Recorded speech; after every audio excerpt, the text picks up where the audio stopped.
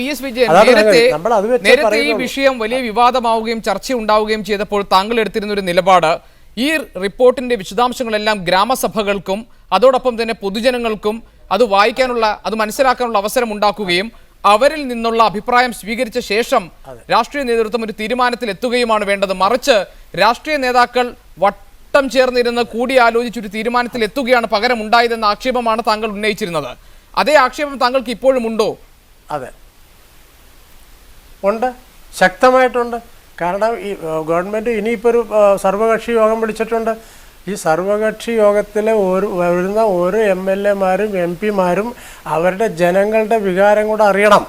അതാ പഞ്ചായത്തിൽ പോയിട്ട് പഞ്ചായത്തിലും അതുപോലെ തന്നെ ഗ്രാമസഭയിലും ഡിസ്കസ് ചെയ്തിട്ട് അവരുടെ ഒരു അഭിപ്രായമാണ് അസംബ്ലിയിലും ഒക്കെ വരേണ്ടത്. നിർഭാഗ്യവശാൽ അത് വരുന്നില്ല. അപ്പോൾ അതാണ് ചിലപ്പോൾ എന്നെപ്പോലെയുള്ള ആളുകൾ പറയുന്നത് ഇവിടെ ഡെമോക്രസി ഉണ്ടോ എന്ന് തന്നെ ചോദിച്ചു പോകും. കാരണം ഇലക്ഷൻ സമയത്ത് മാത്രമേ ഇതുള്ളൂ. അത് കഴിഞ്ഞാൽ ജനങ്ങളുടെ അടുത്ത് പോയി വളരെ കുറച്ച് MLA-മാരും അങ്ങനെ ചെയ്യുന്നുണ്ടില്ലെന്ന് ഞാൻ പറയുന്നില്ല.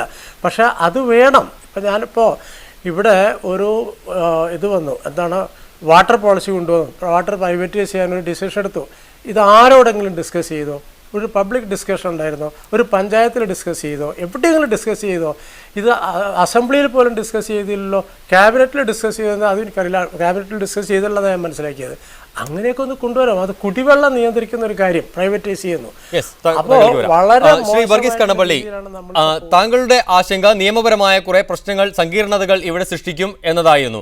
പക്ഷേ യഥാർത്ഥത്തിൽ മലയോര മേഖലയിലെ, പ്രത്യേകിച്ചും മലയോര മേഖലയിലുള്ള കർഷകരുടെയും കൃഷിയെയും ജീവനെ തന്നെയും സംരക്ഷിക്കുന്ന രീതിയിലുള്ള ഒരു റിപ്പോർട്ടാണ് ഗാഡ്ഗിൽ കമ്മിറ്റി റിപ്പോർട്ടിൽ ഉള്ളത്, അതിൻ്റെ ഉള്ളടക്കത്തിലുള്ളത് എന്ന രീതിയിലുള്ള കാര്യങ്ങൾ കേൾക്കുമ്പോൾ അത് ഒന്നുകൂടി അവലോകനം ചെയ്യണം എന്ന് ആ മേഖലയിലുള്ളവർക്ക് തോന്നില്ലേ? മറിച്ച് ഇത്തരം ഒരു പ്രത്യേക സ്ഥാപിത താല്പര്യക്കാരുടെ വാദങ്ങൾ മാത്രമാണ് ഇവിടെ നിലനിൽക്കുന്നത്. ഇവിടെ സ്ഥാപിത താല്പര്യക്കാരെന്ന് പറയുന്നത് നമ്മളെ ഈ ഹരിതവാദികൾ പലപ്പോഴും വിസ്മരിക്കുന്ന ഒരു കാര്യമുണ്ട്. അവർ ഹരിത നിർമ്മിതികളെക്കുറിച്ച് അവർ വിസ്മരിക്കുകയാണ്. കാര്യം ഇന്ന് നമ്മുടെ രാജ്യം അഭിമുഖീകരിക്കുന്ന ഏറ്റവും വലിയ പ്രശ്നം നിർമ്മാണ മേഖലയിൽ നിന്നുള്ള പരിസ്ഥിതി നാശമാണ്. നമ്മുടെ റോഡുകളിലെ കുഴികൾ ഉണ്ടാക്കുന്ന പരിസ്ഥിതി നാശം എന്തുമാത്രമാണ്. അത് കാണാനായിട്ട് നമ്മുടെ പരിസ്ഥിതിവാദികൾ തയ്യാറാവുന്നില്ല. അപ്പോൾ നമുക്ക് ശാസ്ത്രീയമായ റോഡുകൾ ഉണ്ടാക്കിയാൽ, നമ്മുടെ നിർമ്മിതികൾ പരിസ്ഥിതി സൗഹൃദമായി നിർമ്മിച്ചാൽ നമുക്ക് തീർച്ചയായിട്ടും പരിസ്ഥിതി രംഗത്ത് വലിയ മുന്നേറ്റം ഉണ്ടാക്കാൻ കഴിയും. പക്ഷേ അത്തരം കാര്യങ്ങളിലേക്ക് നമ്മൾ ആളുകൾ ചിന്തിക്കുന്നില്ല എന്നുള്ളതാണ് ഏറ്റവും വലിയ പ്രശ്നം. അപ്പോൾ ഇവിടെ റോഡുകൾക്ക് വീതി വേണം, റോഡിൽ ഗതാഗത തടസ്സം ഉണ്ടാവരുത്, കുഴികൾ ഉണ്ടാവരുത്. ഇതൊക്കെയാണ് നമ്മളെ ഏറ്റവും പരമപ്രധാനമായി ചിന്തിക്കേണ്ടത്. മുൻപ് പരിസ്ഥിതി വകുപ്പ് കൈകാര്യം ചെയ്തിരുന്ന കേന്ദ്ര ഗ്രാമവികസന മന്ത്രി ജയറാം രമേശ് ഗാഡ്ഗിൽ സമിതിയുടെ നിർദ്ദേശങ്ങളെ 200% പിന്തുണയ്ക്കുന്നു എന്ന് ഉറക്കെ പ്രഖ്യാപിക്കുകയും ഗാഡ്ഗിൽ നിർദ്ദേശങ്ങളെ അവഗണിച്ചുകൊണ്ട് മുന്നോട്ട് പോകുന്നത് സംസ്ഥാന സർക്കാരിന് ഒരിക്കലും നന്നാകില്ല എന്ന് മുന്നറിയിപ്പ് നൽകുകയും ചെയ്തിട്ടുള്ളതാണ്. പിന്നീട് എന്തുകൊണ്ടാണ് ഇപ്പോഴത്തെ കേന്ദ്ര വനം പരിസ്ഥിതി മന്ത്രി ഇത്തരത്തിലൊരു നിലപാടെടുക്കാനുണ്ടായ കാരണം? അതിൻ്റെ സാഹചര്യങ്ങൾ എന്തായിരിക്കാം? സ്വാഭാവികമായും പൊളിറ്റിക്കൽ പ്രഷർ തന്നെയാണ്, രാഷ്ട്രീയ സമ്മർദ്ദം തന്നെയാണ്. രാഷ്ട്രീയ സമ്മർദ്ദം ഉണ്ടാകുന്നത് ഞാൻ നേരത്തെ പറഞ്ഞ തുറന്നു പറയട്ടെ, വോട്ട് ബാങ്കിനെ ആസ്പദമാക്കിയാണ്. നമ്മുടെ മുഖ്യധാര രാഷ്ട്രീയ പ്രസ്ഥാനങ്ങളെല്ലാം, ഞാനുൾപ്പെടെയുള്ള രാഷ്ട്രീയ പ്രവർത്തകന്മാർ, ശശീന്ദ്രനെ പോലെയുള്ള രാഷ്ട്രീയ പ്രവർത്തകന്മാർ, ഞങ്ങളെല്ലാവരും പ്രധാനമായും പലതും കാണുന്നത് അടുത്ത തെരഞ്ഞെടുപ്പിൽ അടുത്ത വോട്ട് ഞങ്ങൾക്ക് എന്ത് കിട്ടും, ഞങ്ങളുടെ വോട്ട് എങ്ങനെ പോകുമെന്നാണ്. ബേസിക്കലി നമ്മൾ പലതും മറന്നു പോവുകയാണ്. നമ്മുടെ നാടിൻ്റെ ഏറ്റവും വലിയ ഞാൻ കഴിഞ്ഞ ദിവസം ചൈനയിൽ പോകാനിടയായി. ചൈനയിൽ പോയി അത്ഭുതപ്പെട്ടു പോയി. ഞാൻ ചൈനയിലെ കമ്മ്യൂണിസ്റ്റ് പാർട്ടി അവിടുത്തെ പരിസ്ഥിതി സംരക്ഷണത്തിന് വേണ്ടി, പ്രകൃതി സംരക്ഷണത്തിന് വേണ്ടി അവരെടുക്കുന്ന ഒരു എഫർട്ട് നമ്മളെ അത്ഭുതപ്പെടുത്തുകയാണ്. അപ്പം ഇത് അങ്ങനെ ലോകത്തിലെ പല രാജ്യങ്ങളും മാറിക്കൊണ്ടിരിക്കുകയാണ്. ഗ്രീൻ തോട്ട്സ് എന്ന് പറഞ്ഞൊരു വിപ്ലവം ലോകത്ത് നടക്കുകയാണ്. നമ്മളിപ്പോഴും പൊട്ടക്കിണറ്റിൽ കിടക്കുന്ന തവളയെ പോലെയായി മാറുകയാണ്.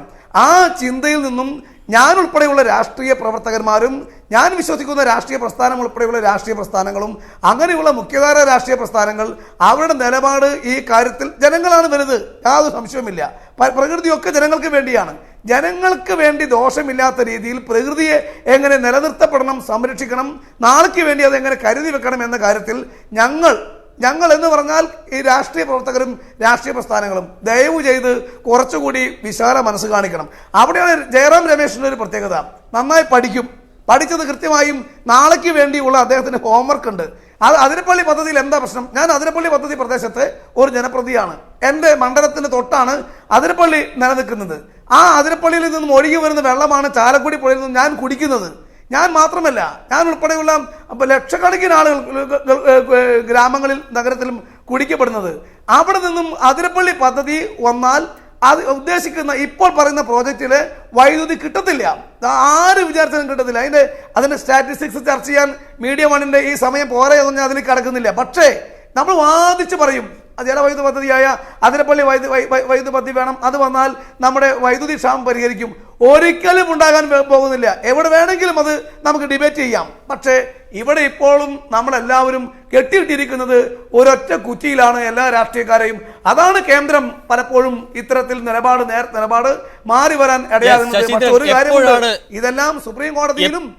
എപ്പോഴാണ് ഈ കുറ്റി അഴിക്കുക? CPM-ന് ഇക്കാര്യത്തിൽ കൃത്യമായ ഒരു നിലപാട് പറയാൻ പറ്റുമോ? പരിസ്ഥിതി സംരക്ഷിക്കണമെന്ന വാദത്തോട് ആര് പറഞ്ഞാലും, ശ്രീ പ്രതാപൻ പറഞ്ഞാലും വിജയൻ സാർ പറഞ്ഞാലും ആര് പറഞ്ഞാലും നമ്മളെന്തിനാണ് എതിർക്കുന്നത്? പരിസ്ഥിതി സംരക്ഷിക്കുന്നതിന് വേണ്ടിയുള്ള വലിയ പ്രവർത്തനങ്ങളിൽ ഞങ്ങളൊരു ഭാഗത്തോടെ ഏർപ്പെട്ടിരിക്കുകയാണ്. ഇപ്പം പ്രധാൻ സാറ് അങ്ങനെ പറഞ്ഞുകൊണ്ട് ഞാൻ പറയുന്നത്, ഇവിടെ ഒരു വിമാനത്താവളം വരുന്നുണ്ട്, ഞങ്ങളെല്ലാവരും കൂടി വയൽ നികത്തി അത് പാടില്ല എന്ന് പറഞ്ഞുകൊണ്ടിരിക്കുകയാണ്. അവിടെ ഞാൻ അനുകൂലിക്കുന്നത് ആരാണെന്നുള്ളത് MLA ഒന്ന് അന്വേഷിച്ച് നോക്കിയാൽ അറിയാം. ഇവിടെ ഞാൻ പറയുന്നത് പരിസ്ഥിതി സംരക്ഷിക്കണമെന്ന കാര്യത്തിൽ യാതൊരു സംശയവുമില്ല. വയനാട്ടിൻ്റെ സവിശേഷത മനസ്സിലാക്കാതെ വനത്തിനകത്തും പുറത്തും ആളുകൾ താമസിച്ചുകൊണ്ടിരിക്കുകയാണ്, വനത്തോട് ചേർന്ന് താമസിച്ചുകൊണ്ടിരിക്കുകയാണ്, എല്ലാ വനവുമായി ചുറ്റപ്പെട്ട് കിടക്കുകയാണ്. രാത്രികാല ഗതാഗത നിരോധനം ഞങ്ങളെ സംബന്ധിച്ചിടത്തോളം വളരെ പ്രധാനപ്പെട്ടതാണ്. വൈകാരിക വിഷയം കൂടി ഉണ്ട് അതിനകത്ത്. അതുപോലെ തന്നെ റെയിൽവേയുമായി ബന്ധപ്പെട്ട വിഷയങ്ങൾ, വൈകാരിക വിഷയങ്ങളുണ്ട്. കർഷകർക്ക് ലോൺ കിട്ടുമ്പോൾ ഫോറസ്റ്റ് ഓഫീസിൽ ചെന്നിട്ട് പ്രത്യേക സർട്ടിഫിക്കറ്റ് മേടിക്കണം എന്ന് പറയുന്നത് കർഷകരെ വല്ലാതെ ബുദ്ധിമുട്ടിക്കുന്നുണ്ട്. ഒരു കർഷകൻ ഒരു പെൺമക്കളുടെ വിവാഹം വന്ന് ഒരു ഭൂമി വിൽക്കണമെങ്കിൽ ഫോറസ്റ്റിന്റെ NOC മേടിക്കണം എന്ന് പറയുന്നത് പ്രയാസങ്ങളുടെ അടിസ്ഥാനത്തിലാണ്. ഉരുൾപൊട്ടലിന് വൈകാരിക വിഷയങ്ങളുണ്ട്. അക്കാര്യത്തിലൊന്നും തർക്കമില്ല. ഞാൻ പറഞ്ഞ അതിൽ നിങ്ങളെന്തോ ഞങ്ങളെന്തോ ഈ പരിസ്ഥിതിക്ക് എതിരാണെന്നുള്ളത് ചിന്തിക്കേണ്ട. പരിസ്ഥിതിയുമായി ബന്ധപ്പെട്ടുകൊണ്ട് തന്നെയാണ് ഞങ്ങൾ നിൽക്കുന്നത്. ഈ കഴിഞ്ഞ ദിവസം ഗവൺമെൻറ്റിൻ്റെ ഭാഗത്തുനിന്ന് ഇന്ത്യൻ യൂണിയൻ മുസ്ലിം ലീഗിന് 50,000 തൈ വെറുതെ കൊടുത്തു, ഞങ്ങൾക്ക് തന്നില്ല. ഞങ്ങൾ 25,000 രൂപ ഫോറസ്റ്റ് ഡിപ്പാർട്ട്മെൻറ്റിൽ അടച്ചിട്ട് 50,000 തൈ മേടിച്ച് 50,000 കർഷകരെ കൊണ്ട് നടിയിപ്പിച്ചു. പൈസ അടച്ചിട്ട് ഞങ്ങൾക്ക് തന്നില്ല, സൗജന്യമായിട്ട് പല പ്രാവശ്യം ആവശ്യപ്പെട്ടിട്ട്. ഞാൻ പറയുന്നത് അതല്ല ഇവിടെ വിഷയം. പരിസ്ഥിതിയോട് എല്ലാവർക്കും താല്പര്യങ്ങളുണ്ട്.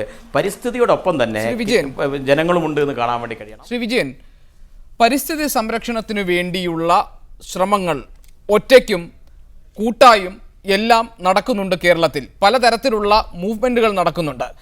ഗാഡ്ഗിൽ സമിതി നിർദ്ദേശങ്ങൾ നടപ്പാക്കപ്പെടണം. അത് ഒരു തരത്തിലും കർഷകരെ ബാധിക്കുന്നതല്ല, വികസന പ്രവർത്തനങ്ങളെ തടയിടുന്നതല്ല എന്ന് ബോധ്യപ്പെടുത്തിക്കൊണ്ട് ആ നിർദ്ദേശങ്ങൾ നടപ്പാക്കപ്പെടുകയാണ് വേണ്ടത് എന്ന നിലപാടുള്ളവരാണ് താങ്കളെപ്പോലെയുള്ള കേരളത്തിലെ പരിസ്ഥിതി ശാസ്ത്രജ്ഞരിൽ അധികവും ഭൂരിഭാഗവും. ഇങ്ങനെയെല്ലാമുള്ള ശ്രമങ്ങൾ ഉണ്ടായിരിക്കെ ഒരു ജനാധിപത്യ സർക്കാർ ഉണ്ടായിട്ട് പോലും ഇതെല്ലാം പരിഗണിക്കപ്പെടുകയോ ഇത്തരം സമരങ്ങൾ വിജയത്തിലെത്തുകയോ ചെയ്യാതെ പോകുന്നത് എന്തുകൊണ്ടാണ് കേരളത്തിൽ?